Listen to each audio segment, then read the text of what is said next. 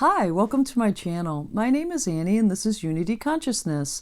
Before we get started, I do want to recognize all the females that are out there paying attention today to this video and gaining some greater understanding. Today is National Women's Day, so I just want to celebrate all that feminine energy, the females that are out there, or anyone that identifies with that feminine energy. Happy National Women's Day to you.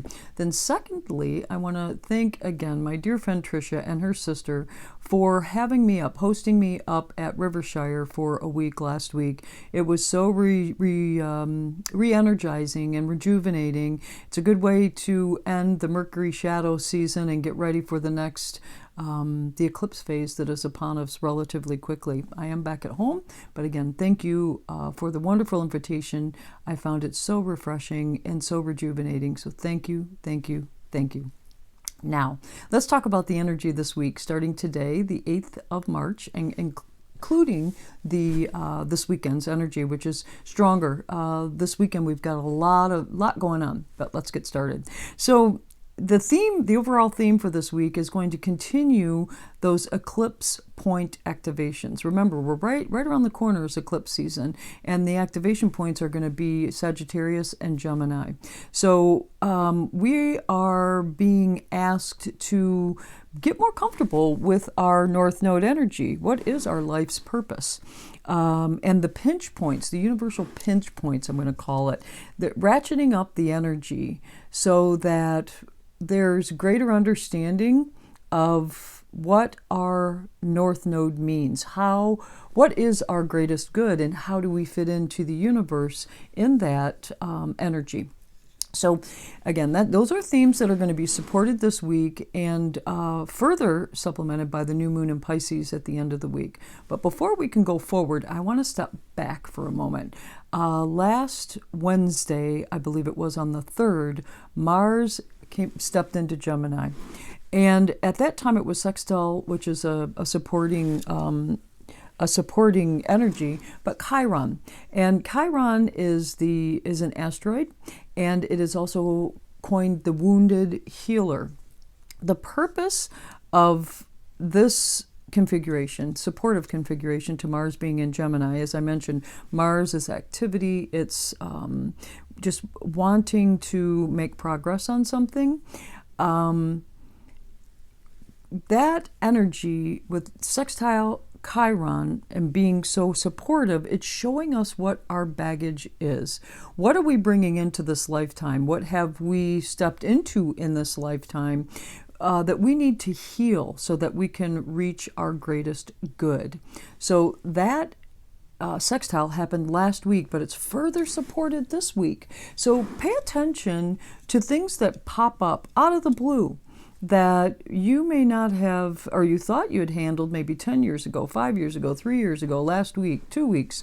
These things are being brought to your attention now with that sextile with Chiron so that you can heal it. You need to recognize it to heal it. So those things are popping up in your field of vision so that you can take a deeper look, dive deep, understand what could have happened, or what environment did you find yourself in that has hurt you or harmed you in a way that's kept you from moving forward or attaining your greatest good. That was last week. However, like I said, that energy is going to continue and continue and continue until we get through eclipse season. So on the 8th, today, we have another aspect of that. So Chiron, again an asteroid, and Ceres, and also an asteroid, are meeting in Aquarius today. And that is further identifying the wounds that we carry every day so that we can heal them. We are going to get the tools necessary this week and with the new moon in Pisces in order to heal some of these atrocities or things that are keeping us stuck in different areas of our life. So be aware, be cognizant, observe, see what's happening in your field of vision. What items are on your short list or agenda that need to be healed? Recognition.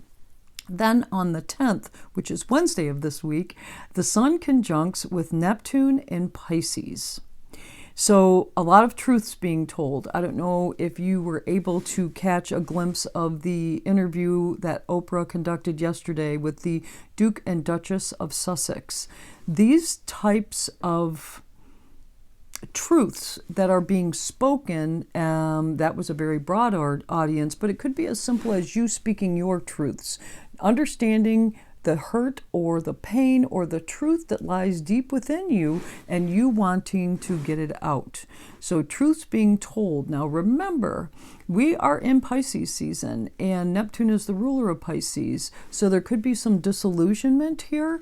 Make sure that as you hear those truths or as you speak your truths, stand in reality. Watch for escapism. And watch for any disillusionment. The good thing, we have the Sun, Neptune, and Venus all in Pisces. And they're going to help us with clarity as we listen to these truths, as we speak our own truths. It's going to help us be clear and break through that disillusionment, standing firm on facts as we know them.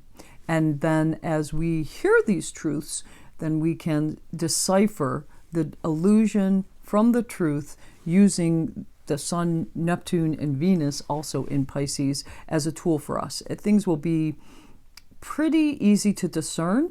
However, use your discernment and always get in touch with your intuition. Your intuition will guide you through times of disillusionment. There's no doubt about that. So then on Saturday, Mercury is leaving shadow. I know I've talked about this probably for the last 3 weeks, but it's important because, as I mentioned, Mercury started back in the end of January, went through a period of time for about a week, and then started going backwards. So went back through that period of the energy at that period of time, went back through it again, or reviewed it. Now it is gone forward, and then it's going through its shadow period again. I'm so sorry. Here's Mercury, right? Speaking of Mercury, and I'm getting tongue-tied. So Mercury, this is the third and final time that Mercury will be visiting the same points that it did back at the end of January. Sounds much easier when you say it the second time, right? So anyway, be aware that when Mercury leaves shadow on Saturday, you will most likely be visiting a subject or a topic or a feeling that you may have revisited once or twice since the end of January with uncertainty. Well, now you can move forward. You can move forward pretty confidently that you have addressed, you've reviewed, revised, revisited whatever that item is enough times. It's time to push forward now. Mercury is leaving shadow. The other thing to be aware of is Mercury was retrograde in an air sign. That hasn't happened for quite some time, and it's going to continue to happen. That'll be the theme this year. So those air signs, the review of the air signs using the mercurial energy will be present, and we will notice this time, additional times over the course of this year. Then finally, we have a new moon in Pisces at 23 degrees 4 minutes on Saturday. Yeah. So what happens on new moons? We need to set an intention. I'm personally going to be paying attention, very observant over the energy that presents itself certainly today as there are aspects that are lighting up Chiron and Ceres. So again, where have I been wounded? Where am I holding on to those wounds? What do I need to heal? Paying attention to that as I move through the week. Then the Sun is going to conjunct Neptune on Wednesday. Truths are going to be told. I'm going to hear things. I'm going to want to say things. Again, I want to observe. Because I'm going to set that new intention in Pisces, and I know that eclipse season is just around the corner, what intention am I going to set for this new moon in Pisces that is going to resonate with the Piscean energy? So it's emotional, higher self. It is higher or greater understandings of things, more depth of understanding, altered states of consciousness, just very watery, fluid, comforting, healing energy. I want to set an intention that matches that. Be careful of illusions at this time of the new moon, because again, Neptune rules Pisces, and there's a certain amount of deceit and illusions that go along with that. So just be aware at the time of the new moon. Again, be discerning in your decisions. Be discerning in your intention. Be discerning as you sort through the days gone past and the lessons gone past, and knowing what you want to heal right before we jump into eclipse season with both feet and 2 eclipses coming up relatively quickly. But remember, it is a very, very supportive new moon, and there are many aspects that are supportive as well. Very healing energy. Let's get to know what it is that we need to heal. Then we'll have the tools necessary in order to heal it over the course of this full moon. So that's a lot going on. A lot of observation. Please observe this week. Observe what's coming in your field of vision. Observe your actions. Observe what you wish to say, how you wish to say it, and what you're healing in that process. Root yourself in reality. Because we do have some aspects this week of illusion and deceit, make sure you're rooted in reality, either whether it's you expressing or someone expressing to you. Sort through what you're hearing and make sure that you root that in reality. And as things start to pick up, as there are truths that are coming forward that seem to be going at a very rapid pace, slow them down. Remember, you can always slow things down. If you need to be grounded, focus on your breaths. There's no better way to root in the now than to focus on your breathing. So if things become a little overwhelming, especially as we're excavating some atrocities or just some wrongs that have happened to us, it may bring up some intense feelings. Take a step back, allow yourself to feel the feeling that's necessary, but slow down and take those breaths. Root yourself back in reality. Watch for escapism and disillusion. So these altered states of consciousness, use them to the greater benefit, not for escapism. They're a tool that's being provided to you so that you can utilize it to heal, versus escapism is avoidance, which is also third-dimensional energy, fear-based avoidance of a subject, of a pain, because of what we're fearful of. Trust, 5D reality, trust. It is time to trust and let go of the fear. The other thing to be careful of is too many irons in the fire. Remember, we've got Mars and Gemini, so we want to start a project. Oh, I forgot, I've got 3 more going. Or conversations, and you haven't really finished that one before you jump on to the next one. Too many irons in the fire. Just be cognizant of that this week as we move through this Gemini energy. And then, as we are so close to eclipse season, what is consciousness to you? And how has it shaped you? How can you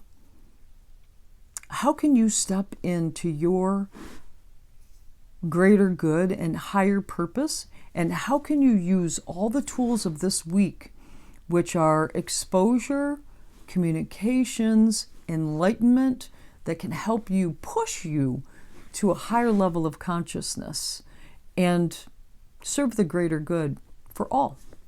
Well, thank you so much. I appreciate your time. I've gone a little bit long today, but I really want to get into this eclipse season. I want to convey to everyone the importance of understanding the energy that's persistent now, that is going to keep providing us with examples of the things that we need to focus on in eclipse season so that we can achieve a higher level of understanding and a greater good. Please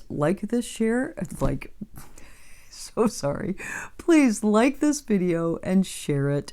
And also subscribe if you haven't, so you'll be notified when the next video comes out. I do try to kick them out on Sundays, but again, it has to do with the energy. And yesterday, I was somewhat scattered, and I wanted to wait till things became a little bit more clear to me, as it did today. So again, thank you so much. I appreciate your time. Like, share, and subscribe. If you have any questions, please put them in the comment box below. I will be checking it frequently over the course of the week, and we'll get back to you as soon as I can. Namaste.